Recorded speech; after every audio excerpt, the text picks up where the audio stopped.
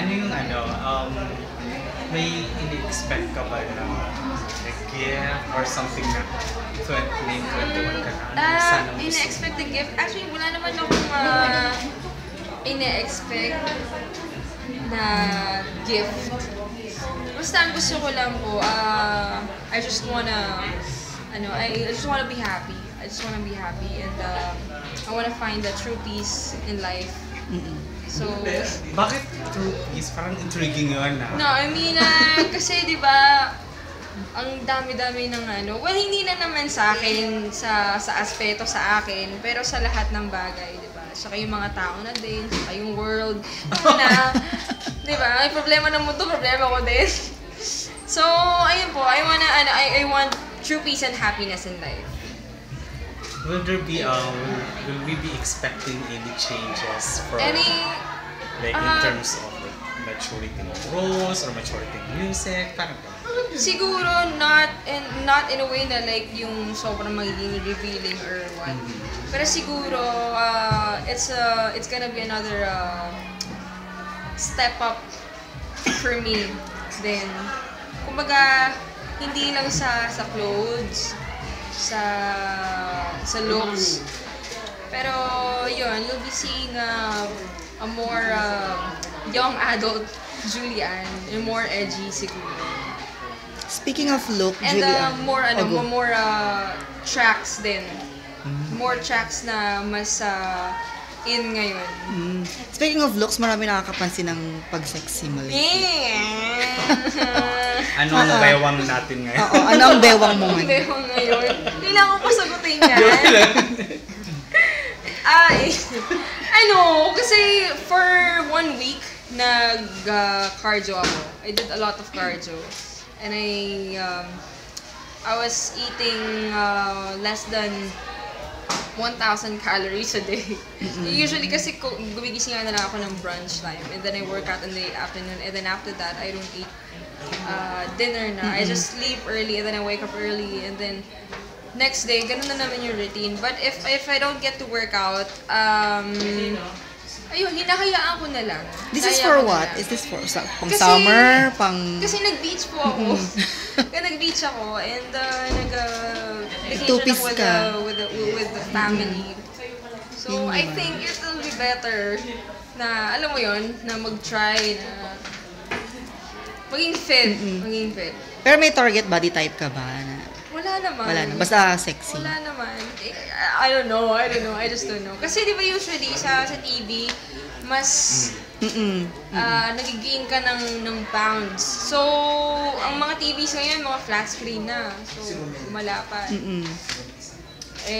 Ayun. Yun lang naman. How will you define yourself as a 21-year-old? 21-year-old? Who is Julian San Jose as a 21-year-old? Sexier. I don't know.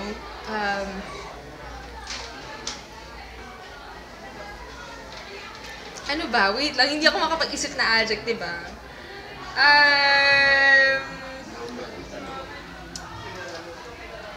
Siguro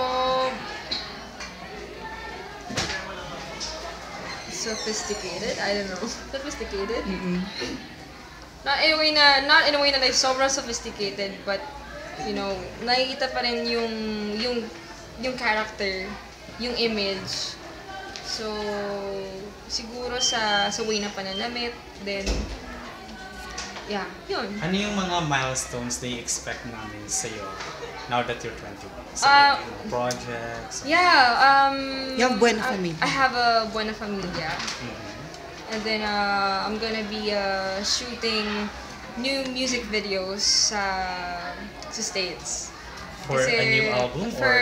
This is for a new album. It's actually an EP. EP siya, extended play. Nani-record ko siya sa New York.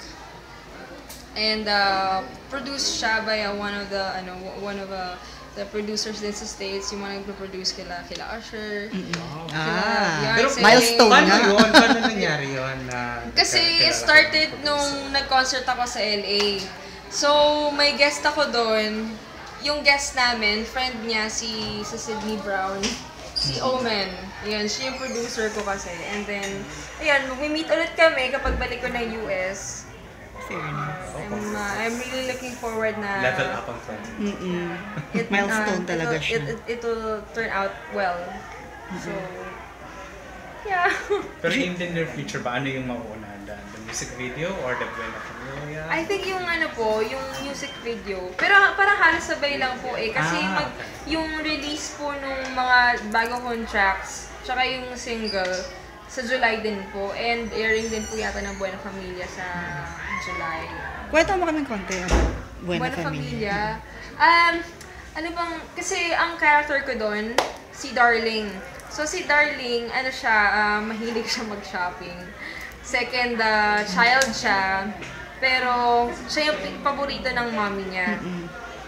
Tapos, very artistic siya. Very artistic siya sa lahat. Mahilig siyang kumanta, mga instruments, lahat, gano'n. Tsaka sa mga art. And you can see na, yun nga, very artistic siya kasi the way she dresses up. And medyo spoiled siya. I read somewhere na parang medyo kontrabida yung role. Ay, hindi naman. Hindi naman. Hindi Pero naman medyo siya parang kontrabida. edgier yung character. Siguro parang Blair Waldorf, gano'n. Ganon. Okay. Parang ganun siguro. Hindi siya yung kontrabida na ang sama. Kasi, syempre, hindi naman, you know. Parang Blair lang. Parang ganun lang siguro. Medyo flirty, parang gano'n. No, hindi. Parang ano Mars, parang Ano lang siya. Upper East Sider. Ano lang siya, mas mahilig siyang manamit. Mahilig siya mag-shopping, fashion, gano'n. Who's with you sa Buena Familia? Kasama ko po dito si Kylie, si Julian, si Mona Luis, si Mr. Bobby Andrews, saka si Angelito Leon. Sila yung parents. Yes, magkakapatid May po ka-love kami. team ka dito? Ang ka-partner ko po yata dito si Jake. Vargas. Yes, Jake Vargas. It's not difficult naman working with him kasi nakakasama ko rin siya sa Pipito Manalot. Oo nga pala. So I think there wouldn't be any problem with that. Nag-start na ba yung taping niyo? Nagsa-start na po sila. But Pero ikaw wala I think pa. magti-taping po yata ako pagbalik ko from US. The music Yeah. Kamusta yung excitement, no? Kasi sa US, parang may touch of Hollywood na yung singing career mo. Ganon, ano ba yun? Excited ako, honestly.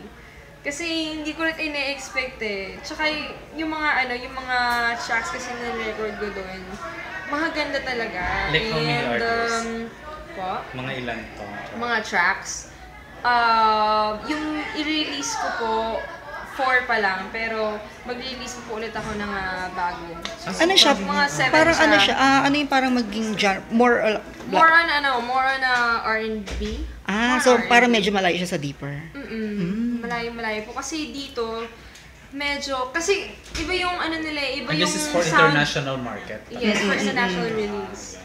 Congrats. Yeah. Kasi yung tunog doon, iba talaga siya. Compared mo dito sa Philippines. Actually, may mga nakausap na din kami, like mga team, gano'n na. Ang category ng Philippines, parang ballad and country. So, doon more on R&B and pop.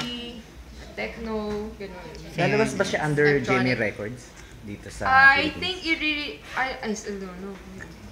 Baka Hindi release. ko alam. Baka i-release po ng Jamie Records dito. So, yun. Happy birthday, Exciting Julian. ang mga mangyayari.